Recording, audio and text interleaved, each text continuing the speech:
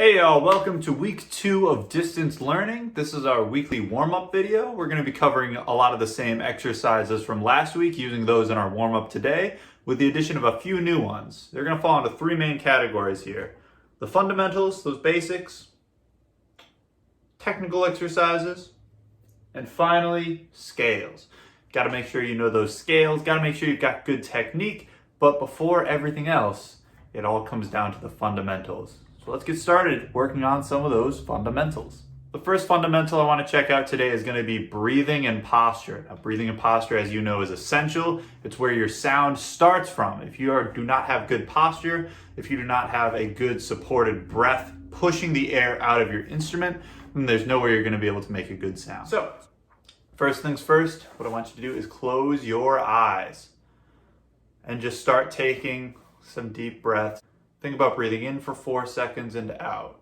1, 2, 3, 4, out. 2, 3, 4. Just get into that rhythm. Be as relaxed as possible. Maybe start thinking about where you should be breathing from.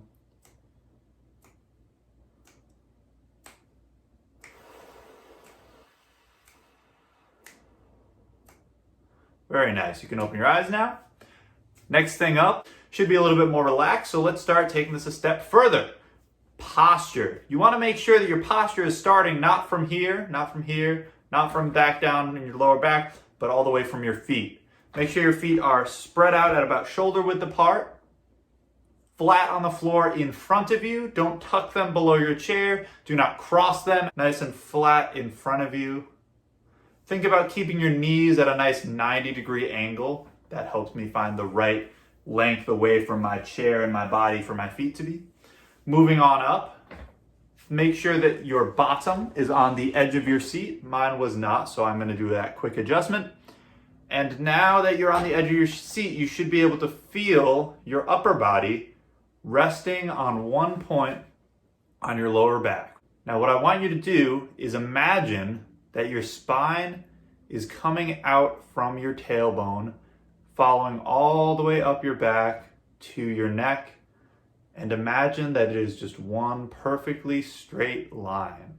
Even if it isn't in your case, just imagine that it is, and that every bit of your torso is being supported by that spine. You can close your eyes if you'd like to. I certainly find it much more relaxing to have my eyes closed during this part. Think about your neck now. Is it forward, or is it just an extension of your spine, lifting out of your upper body all the way to the tip of your head? All right, let's put everything together now. We're gonna breathe in for 4 beats and out for 4 beats with this beautiful posture. Close your eyes, follow along with my counts. 1, 2, ready, breathe in, out.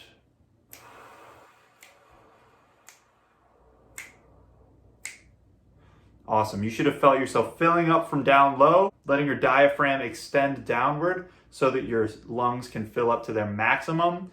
And when you were breathing out, you should have felt your lungs start to compress inward, as though you were squeezing them with your abs.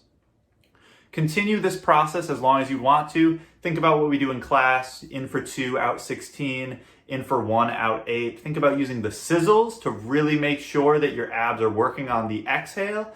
And when you're ready, move on to the next part of this video, which is going to take care of your first sound. So moving on to the first sounds of the day. Just as with last week, let's start with breath attacks. These don't have to be in time until you feel comfortable on your instrument, but I'm going to just demonstrate them in time for right now. We'll do this in E flat today. Why not? 2 beats, 2 beats, whole note, off, 2 beats, 2 beats, whole note, off, going up the scale. 1, 2, ready?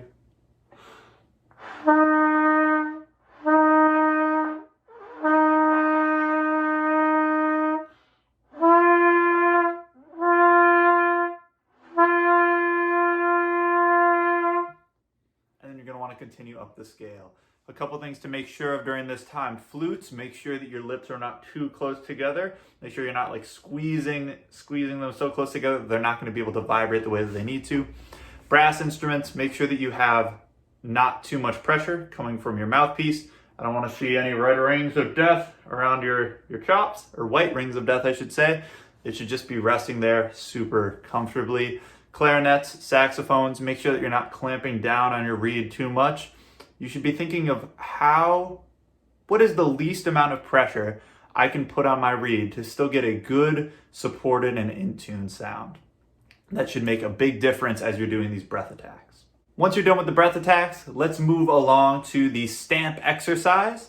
A really nice exercise to just make sure you've got your air moving. Be sure that as you're going down to the lower B flat, lower concert B flat, you're still maintaining good support from your stomach muscles, your abdominal muscles, your diaphragm area. So you're moving the air at a constant speed and a constant air flow. Let me demonstrate this one once.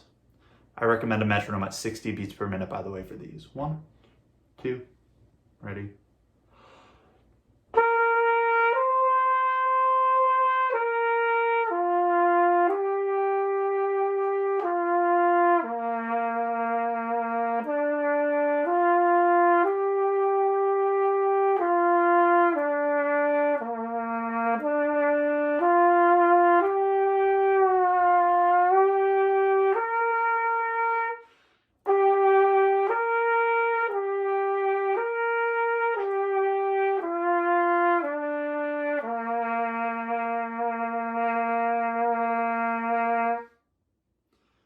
Especially on that last note, it's really easy to let it get off center and start to kind of flutter a little bit.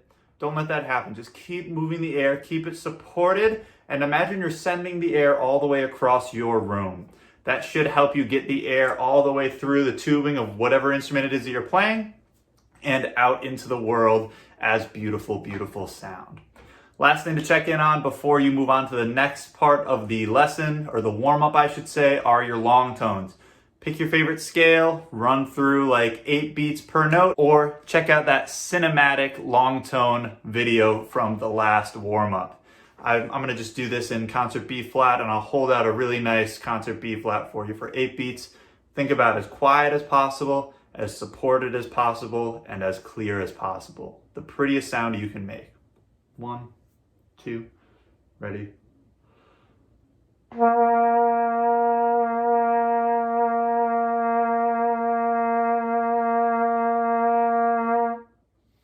Go up to the next note.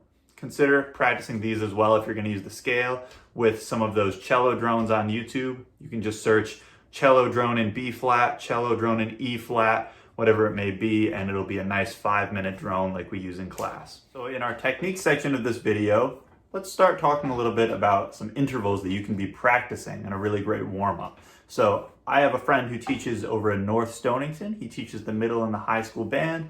And I was talking with him about some warm-ups that he's been using, and he sent over a really great set of warm-ups called advanced intervals.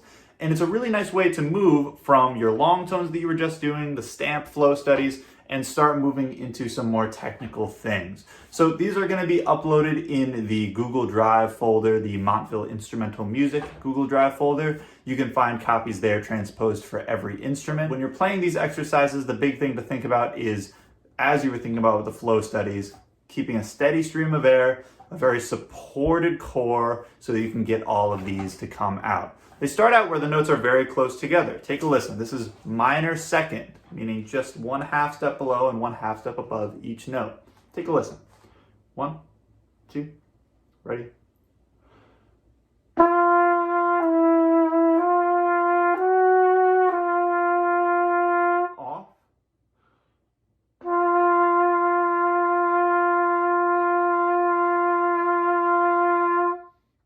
Nice and simple. You can kind of see the connection between the long tones and the flow studies, and also with the technique, because you're going to be playing some intervals that are not super common. So for example, this is going to be a great way to showcase what is difficult about this exercise. If I go down to the tritone example, I have to go on my instrument from G to C sharp to G to C sharp.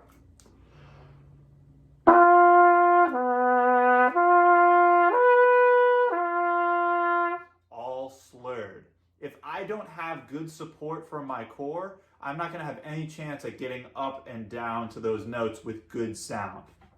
Right, so when I do this, I need to take a big breath and immediately squeeze a little bit in my core, put a little bit of tension there so that I can push the air out at the speed it needs to go.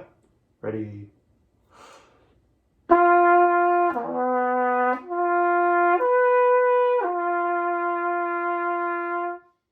And then even further down, let's take a look at the final interval we have, which is an octave.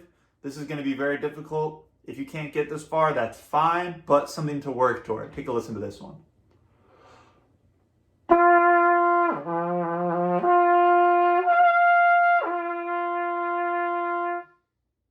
If your face, your embouchure is changing with that one to try to get higher and lower, try to fight that. Keep it all from your core down here. Keep it all from your air moving outward like this. And just remember, the reason why we practice those fundamentals before is so that you can really focus on what you need to do to those fundamentals to get these harder intervals to come out.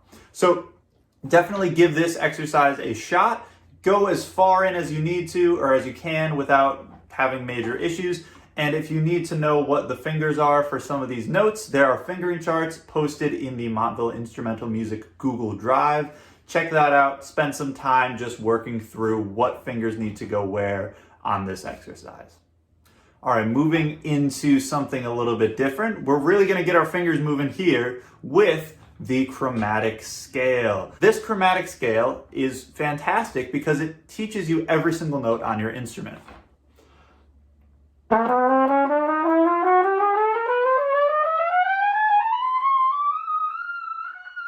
Right, so that was me going all the way up to G below double C chromatically. And I can do that because I know my chromatic scale and I know all of the notes on my instrument. So this stands as a great way to practice technique and your flow as well, your airflow. So when you're doing this exercise, first things first, please take a look at the fingering chart to make sure your fingers are going to the right place. Second, take it at a slow tempo so that you can be successful moving between each note. It doesn't need to be at the tempo I just took it.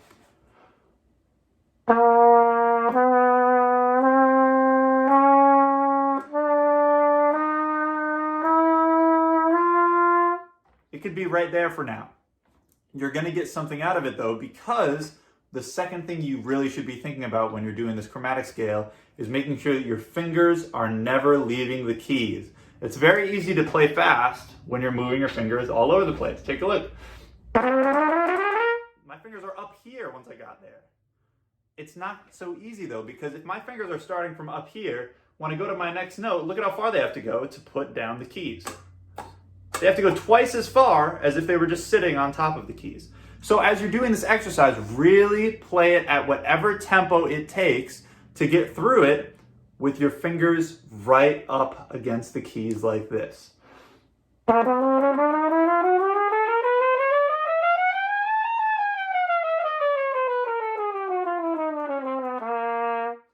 there's a 2-octave chromatic scale. I'm going to have it written out as 2 octaves starting on a few different notes for everybody. Don't feel that you have to get to that second octave right away. Work up to it, and before you know it, you'll be there. All right, and last thing for today, I just want to go through some of the scales that you know very well, your B flat and your E flat major scale. However, I want you to start thinking about bringing this outside of the octave. Now, what I mean by that is an octave would be the distance from one note to that same note higher. So if you look right here, this note that my pinky is on is a C. This note that my thumb is now on is also a C. When I play a scale, I go from my lowest C to my highest C, my low do to my high do. However, when you play a scale, it could exist all the way up the instrument. Take a listen.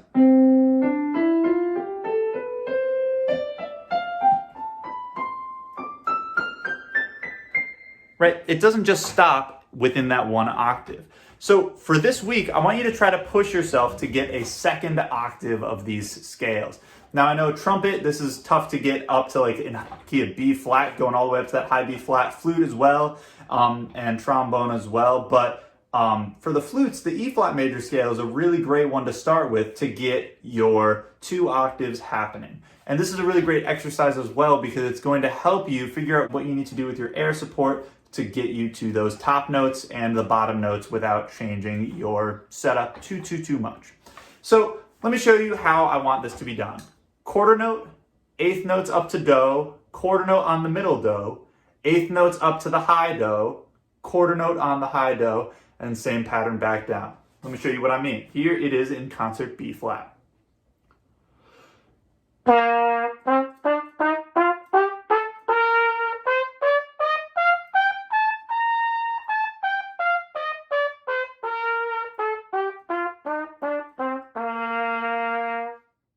So that scale, the pattern that I just played, is actually the same pattern that you would have to play if you were to audition for Eastern Regionals, the honors ensemble for the eastern half of the state. I would highly recommend that you start thinking about whether or not you want to do that now and really take advantage of this time that you may have with the distance from school to practice your instrument and get really good, because there are students around the state right now who are working very hard to get ready with that in mind as a goal. If that's a goal for you, then really start here and try to get that scale nice and even from low to high. So I'll have posted 2 octave scales for every single instrument in the Google Drive folder for Montville Instrumental Music. Definitely take a look, make sure that you've got the correct fingerings for every note, and give it a shot. My rule of thumb is if I'm getting to a note and it's too high for me, like let's say I'm gonna be cracking when I get to like a G on my instrument. I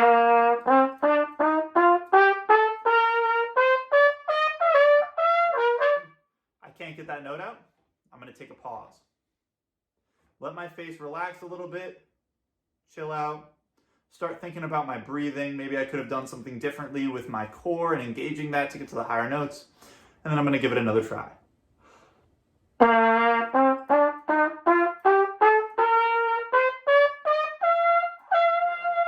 I got the G that time, but now the A is a problem.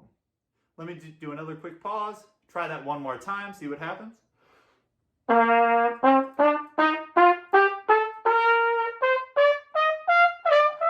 Nope, I still didn't get it. So I failed to get to my highest note that I was aiming for 3 times. Once it was on the G, twice it was on the A. That's where I'm gonna stop for today. Don't rush the development and the strengthening of your muscles here and your muscles down in your stomach that are forcing the air out of your lungs. If you try to rush and work through those challenges while your body isn't ready for it, you're just going to be teaching yourself bad mistakes and bad habits that are going to be really hard to break moving along. For example, for me, I would crane my neck forward like this, and I would use way too much pressure. I'd get the notes out, right?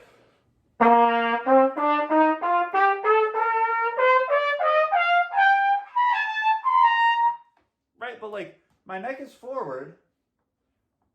When I took my mouthpiece away from my face, I had a white ring. You can still kind of see it right there. And that is going to make my life really hard when I have to start playing longer periods of music, or I have to start playing music that goes between a lot of different registers often. Because once I start going down low with that much pressure, it's not a good sound. And also I'm really hurting my face, and you can cause some serious damage if you're using too much pressure as a reed player or as a brass player. So as you're doing these exercises, along with the chromatic scales even, just make sure that you're not in a rush to get to the higher notes. I know it's easier said than done. Everyone wants to be a master at their instrument on day one, but you really got to take your time and just accept that you're doing the right things right now to make sure that maybe in a week's time, you'll be at the next couple notes, and in a couple weeks' time, you're playing the entire scale. Before you know it, you'll be mastering this. So check these things out, practice them, and hopefully you'll be getting better and better every day. So that's all that I've got for this week's weekly warm-up video. If you have any questions, you can always contact me through our Google Classroom or by sending me an email. And if you'd like to sign up for a lesson during my office hours or during another time during the day, please let me know as well through the new Google form that is in the Montville Instrumental Music's classroom folder. Until next week, enjoy these warm-ups, try to get the most out of them, and happy practicing.